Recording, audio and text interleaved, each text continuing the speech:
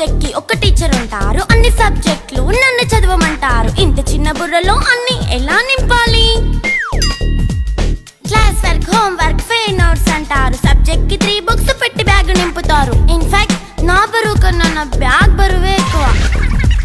క్వశ్చన్లు, ఆన్సర్లు, సర్ప్రైజ్ టెస్టులు అన్ని దాటుకొని మళ్ళీ స్కూల్ వ్యాన్ ఎక్కేసి అమ్మయ్య ఇక ఇంటికి వచ్చేసామనుకుంటే మార్క్స్ తక్కువ వస్తే చెయ్యాలి అసైన్మెంట్. రిపోర్ట్ కార్డ్ చూపిస్తే ఇంట్లో ఉన్న పనిష్మెంట్. హోమ్ వర్క్ చేయమంటూ మమ్మీ చంపుతుంటుంది. ట్యూషన్ టైం అయిందని డాడీ తరుముతుంటాడు. డాన్స్ క్లాస్ కి వెళ్ళమని తాతయ్య తిడతాడు. స్నాక్స్ తిని వెళ్ళమని నాన్నమ్మ ఆపుతుంది. ఇక అన్నీ అయిపోయాక కాసేపు టీవీ చూద్దామంటే మమ్మీ ఎంట్రీ ఇచ్చింది. బెడ్ ఎక్కమంది. చిన్న నాప్ తీసేలోపు తెల్లారిపోయింది.